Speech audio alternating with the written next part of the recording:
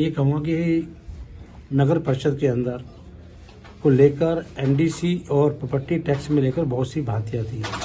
उसको लेकर हमने मुख्यमंत्री जी के अंदर जो प्रैक्टिकल बात थी वो मुख्यमंत्री जी और हरियाणा प्रदेश के हमारे लोकल बॉडी मिनिस्टर कमल गुप्ता जी के समक्ष हमने रखा था कि किस प्रकार से प्रॉपर्टी जो हमारा टैक्स लगता है वो प्रॉपर्टी टैक्स सिर्फ म्युनिसिपल कॉर्पोरेशन के ही टैक्स के तक सीमित है। लेकिन क्या होता था कि रेवेन्यू वाले उसको ले जाते थे भी किस प्रकार से जो एरिया है, कई चीजें ऐसी थी उससे एनडीसी में तो एक इशू हो रही थी, लेकिन रेवेन्यू वाले उस कार्ड को हाउ टैक्स को मानकर उनकी रजिस्टर नहीं करते थे, बहुत बारी दिखते थी। किस प्रकार से सपोज करो कि एक आदमी का एरिया म्युनिसिपल कॉर्पोरेशन में जो हम टैक्स लेते हैं वो प्लॉट को लेते हैं,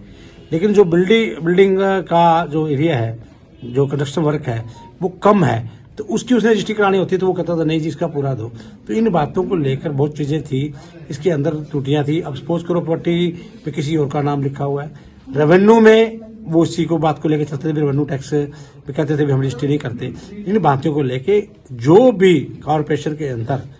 मैं कहूंगा जितनी भी प्रॉपर्टी के टैक्स है वो म्युनिसिपल लिमिट के तक है, उसका रेवेन्यू से कोई लेना देना नहीं है। रेवेन्यू रिकॉर्ड का अपना है, उसके तहत अपनी रजिस्ट्रियां वो करें।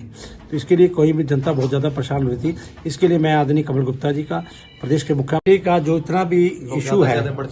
मैं 15 फरवरी तक इस बात का वो बिल्कुल हम इसको क्लियर करेंगे। और साथ में हमारे संजय गुप्ता जी एमडी भी आज मैंने बुलाए थे स्पेशल, और टोटल इनका ट्रेनली मैं संजय गुप्ता जी से भी कहूँगा 2 मिनट अपनी बात को पूरा। महोदय ने बताया माननीय कि भी जो प्रॉपर्टी टैक्स में संबंधित जो भी इसमें सर्वे हुआ उस समय, तो सर्वे के समय जो आज रिप्रेजेंटेशन आ रहे हैं, इसके लिए राज्य सरकार ने एक आखिरी मौका दिया है कि भी पहले क्या था कि भी पुराने जो रजिस्टर के अंदर संपत्ति दर्ज है उसमें भी टैक्स में काफी मतलब क्या है कि एरर थी, कमियां थी, तो पब्लिक को एक परेशानी रहती थी। तो अब ये मतलब लगभग 10 साल बाद सर्वे हुआ है, तो सर्वे होने के बाद में राज्य सरकार ने ये इस बार निर्णय लिया कि भी घर घर जाकर के एक बार ये सारी संपत्तियां जिनके भी टैक्स बनाए गए हैं उन सब से एक बार उनको दिखा लिया जाए। दिखाने के बाद में संपत्ति धारक जो भी है वो अगर उसमें कोई भी उसको त्रुटि लगती है कि भी मेरे नाम है, कोई एरिया है या फ्लोर है या कैटेगरी है,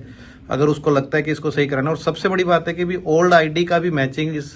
टैक्स जो अपने रीअसेसमेंट सूचना पत्र दिया जा रहा है घर घर जाके, उसमें ओल्ड आईडी भी दिखाई गई है। मैं ये सभी के निवेदन करना चाहूंगा वो ओल्ड आईडी की मैचिंग जरूर देख लें आप, क्योंकि इस रीअसेसमेंट सूचना पत्र में जो ओल्ड आईडी बताई गई है उसमें आपका जितना भी जो पिछले सालों का एरियर होगा वो अगले वर्ष जो है उसी ओल्ड आईडी के अनुसार ही लग के आएगा।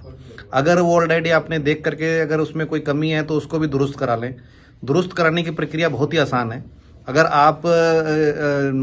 परिषद कार्यालय में या कैंप कार्यालय में आना चाहें तो बहुत अच्छी बात है, वहां भी टीमें बैठी हैं, और घर बैठ के अगर करना चाहें अपने तो भी आपको जो 8 डिजिट के आईडी उस प्रॉपर्टी सूचना पत्र में जो आपको दिया गया मौका कुरुक्षेत्र थानेसर की जनता को दिया गया है, तो बढ़ चढ़ करके इसमें भाग लें, बिल्कुल भी इसमें हेजिटेट नहीं करें, और अपनी संपत्ति को जितनी सूचना आप सही करवाना चाहें करवाएं। ये सारी सुविधाएं जितनी भी दी जा रही हैं ये निःशुल्क है। अन्यथा अगर आपको अगले वर्ष आएंगे तो नाम परिवर्तन के लिए फिर एक भारी भरकम फीस भी राज्य नियमों के अनुसार अपने को जमा करानी पड़ेगी, तो इसका फायदा ज्यादा से ज्यादा उठा लें। अभी तो ये निःशुल्क सुविधा आपको मिल रही है। बिल्कुल।